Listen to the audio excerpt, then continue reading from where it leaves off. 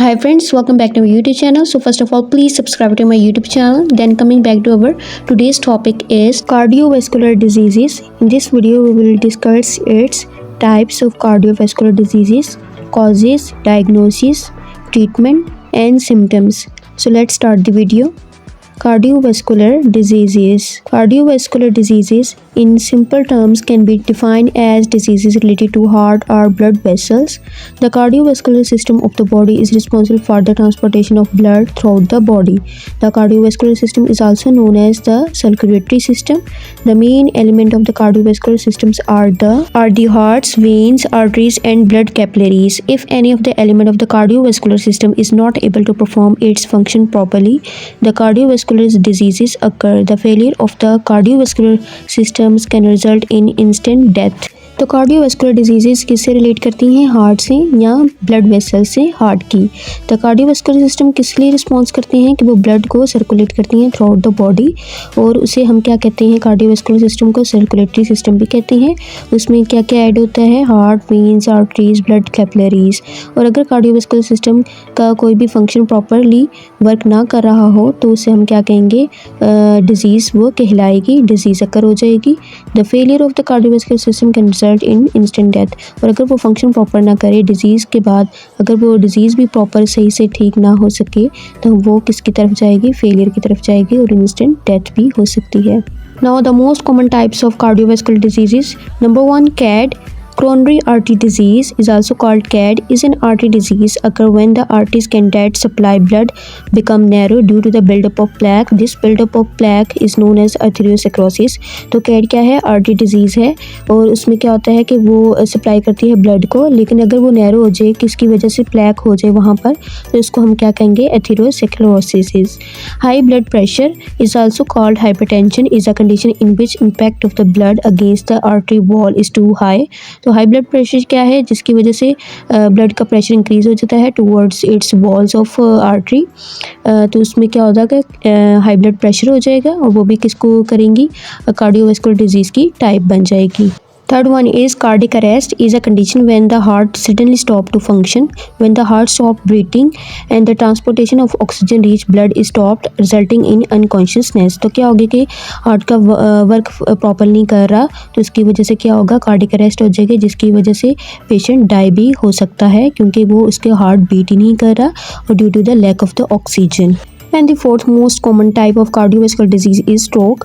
A stroke happens when the sudden supply of blood to the brain is interrupted, due to the which cells in the brain start to die immediately. तो वो stroke किसकी वजह से? Sudden disruption हो जाती है, जिसकी वजह से क्या होता है कि ब्रेन की सेल डेथ स्टार्ट हो जाती है, और वो कार्डियोवैस्कुलर डिजीज़ बन जाती है, क्योंकि उसमें ब्लड सप्लाई कम हो जाती है।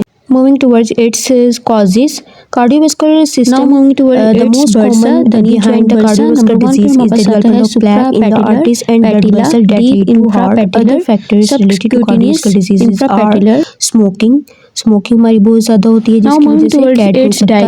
अनकंट्रोल्ड डायबिटीज हमारा मेजर कॉज है। Obesity, depression, unhealthy lifestyle, physical inactivity, high level of cholesterol, genetically भी हो सकता है, एक्सेसिव ड्रिंकिंग, अल्कोहल एटसेट्रा। कोई भी हो सकता है कार्डियोवैस्कुलर डिजीज का, जिसमें क्या होता है कि हार्ट की हमें डिजीजेस हो सकती हैं। Now, what are the symptoms of cardiovascular disease? If these symptoms are ignored and not treated in their earlier stages, they may result in serious complications in the future. Some major symptoms of the cardiovascular disease are fatigue, irregular heartbeat, shortness of breath, chest pain, nausea, lightheadedness, heartburn, indigestion, lack of appetite। तो symptoms इसमें different हो सकते हैं, लेकिन हमें cause को भी मद्देनज़र रखना चाहिए।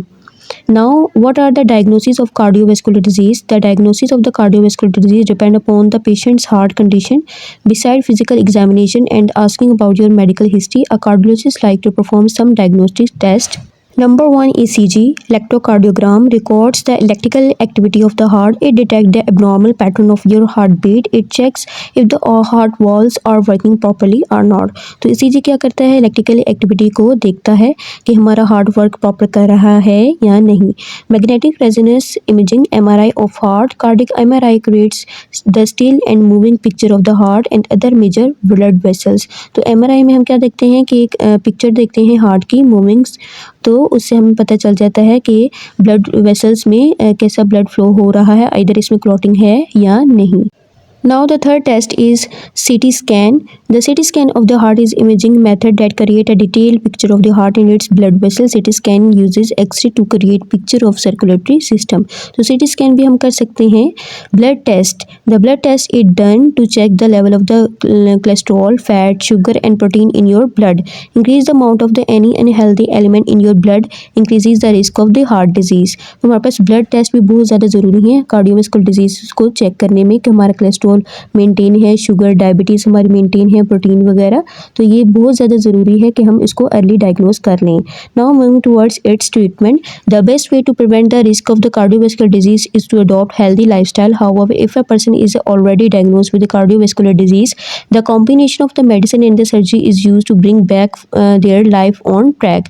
मेडिसिन कौन सी होंगी? Medicine calcium blocker channels, calcium channel blockers, blood cholesterol lowering agents, nitrates, antiplatelets, beta blockers.